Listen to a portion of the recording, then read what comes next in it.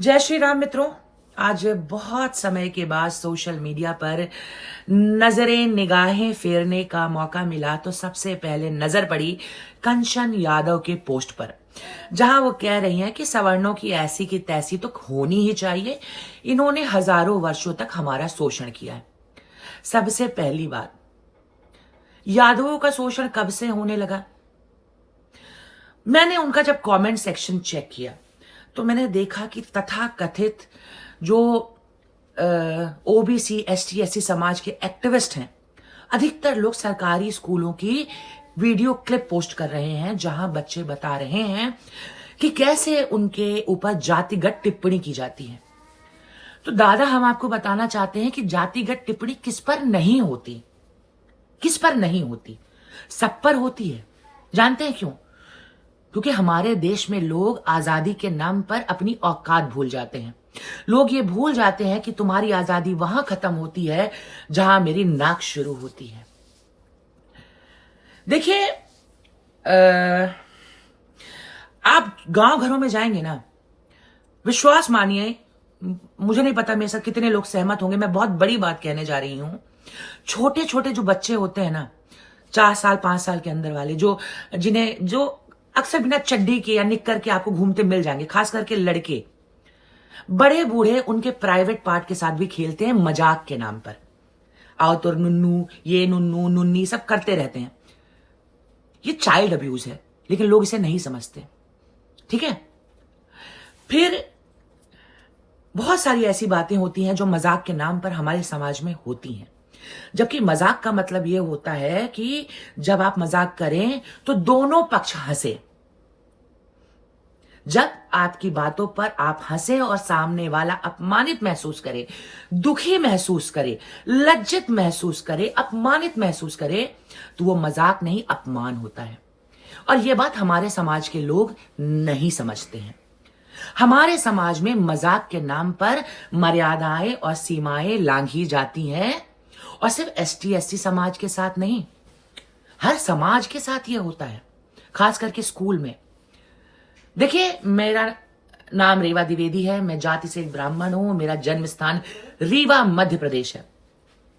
मेरा जन्म 1987 का है। उस समय हमारे शहर में लड़कियों के लिए सिर्फ एक ही स्कूल था, प्रवीण कुमारी उच्चतर माध्यमिक विद्यालय, जहां हर जाति, हर धर्म, हर वर्ग के बच्चे आते थे। अब मैं ब्राह्मण हूं। मैंने स्कूल में तो न जाने कितनी बार सुना है, का से कबूतर पंडित जी के चूतड़। मेरी सहपाठी एक तिवारी थी, उनको सब कहते थे तिवारी बिलारी मूस के तरकारी। दुबे और द्विवेदी एक होते हैं तो कहते थे दुबे दुबक्कड़ पोंद में हक्कड़, है ना। मैं जिस मोहल्ले में मेरा जन्म हुआ, जिस मोहल्ले में मैं रहती हूं, वो माली समाज है, कछिया है। 90% वहां काछी लोग रहते हैं, सिर्फ 3 घर ब्राह्मणों का था। तो मेरे साथ में जो खेलने वाले बच्चे थे, यहां तक कि जवानी तक भी जो है, वो सब ज्यादातर काछी समाज के थे। जब मेरी शादी हुई तो मेरे जो पति देव हैं, उनका सरनेम है पांडे।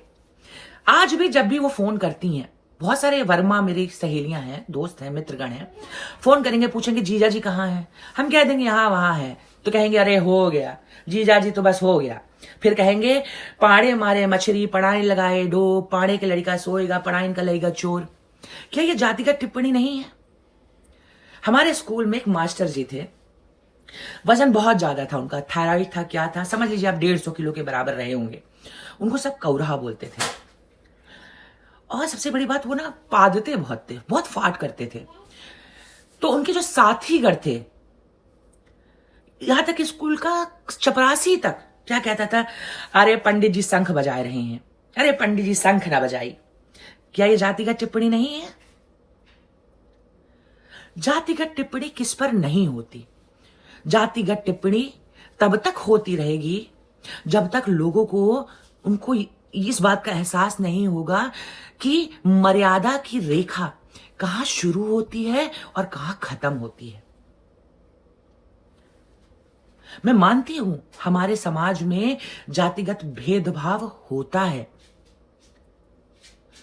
1000 साल पहले क्या हुआ, किसके साथ हुआ, किसने किया, आज वो हमारे बीच नहीं है।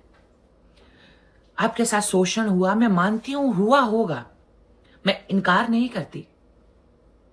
ये एक इतिहास का विषय है, वाद विवाद का विषय है।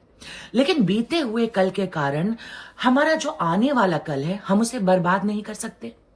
आज जब डिबेट, आंदोलन, क्रांति विकास के नाम पर होनी चाहिए, आज वह जाति के नाम पर हो रही है। अगर आपको समाज से भेदभाव मिटाना है तो कहते हैं ना कि शिक्षा शेरनी का वो दूध है जो पिएगा दहाड़ेगा। 75 सालों से ST SC OBC समाज सबको बराबर इक्वल राइट्स मिले हुए हैं, पढ़ने के, जॉब करने के, आरक्षित हैं। लेकिन फिर भी वो अपने आप को दबा कुचला क्यों महसूस करते हैं?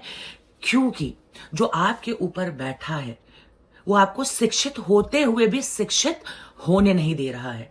वो आपके सोचने समझने के दायरे को बढ़ने नहीं दे रहा है। अगर आपके साथ आज भी जातिगत भेदभाव हो रहा है तो ये आपकी कमी है। आपको आपके अधिकार नहीं पता है। आपको नहीं पता है कि सामने वाले को कब रोकना है। आप कहते हो ब्राह्मण भीख मांगकर खाता था, तो अगर ब्राह्मण भीख मांगकर खाता था तो उसकी इतनी औकात कैसे हो गई कि भीख देने वालों के ऊपर वह अत्याचार करने लगा? आप कहते हो सारी मेहनत आपने की, कुएं आपने खोदे, लेकिन ब्राह्मण आपको कुएं से पानी नहीं पीने देता था। तो आपने अपने लिए खुद कुआं क्यों नहीं खोदा? क्यों नहीं खोदा? क्योंकि आपके सोचने का दायरा बहुत संकुचित है। आज भी आप वोट बैंक, आप नेताओं के हाथ की कठपुतली बने हुए हो। नेता आग लगाते हैं और आपको, आपके बच्चों को उसमें झोंक देते हैं। चाहे बीजेपी का नेता हो, कांग्रेस का नेता हो, फलाना ढिकाना कोई भी हो, आप इस्तेमाल किए जा रहे हैं। आपको पता होना चाहिए आप कुत्ता बिल्ली नहीं है, आप इंसान की औलाद हैं। आपके पास भेजा है, मगज है, इसका इस्तेमाल ज्यादा से ज्यादा करें, अपनी रीच बढ़ाएं और किसी को आपको इस्तेमाल ना करने दें। जिंदगी भर मेरी सहेलियों ने कहा, कार से कबूतर, पंडित जी के चूतड़, दुबे दुबक्कड़, पोंद में हक्कड़। I never felt offended, I took it as a joke, है ना। मैंने इसे एक मजाक के तरीके से ही लिया है। जब मैं बड़ी हुई, राजनीति मैंने पढ़ना, देखना, समझना शुरू किया, तब एहसास हुआ, अरे ये कितना अपमानजनक है, ये तो डिस्क्रिमिनेशन है। जो छोटी छोटी चीजें हम मजाक में लिया करते थे, आज वो तिल का ताड़ बन गई। क्यों? क्योंकि इसे बनाया गया है। उस तिल के ताड़ को से होते हुए लोग अपनी नई दुनिया बसा रहे हैं, रचा रहे हैं, और आप उसी दलदल में पड़े हैं। सोचने का दायरा बढ़ाइए, कठपुतली मत बनिए, किसी को आपको इस्तेमाल मत करने दीजिए। पिछले 70-80 साल से लोगों ने आपको वोट बैंक की तरह रखा है, भेड़ बकरी की तरह आप ना बस पीछे पीछे पीछे पीछे लगे हुए हो। अपना नजरिया, अपना दृष्टिकोण, सोचने समझने की क्षमता, इन सब पर काम करिए। और याद रखिएगा, धन लूटा जा सकता है, ज्ञान नहीं।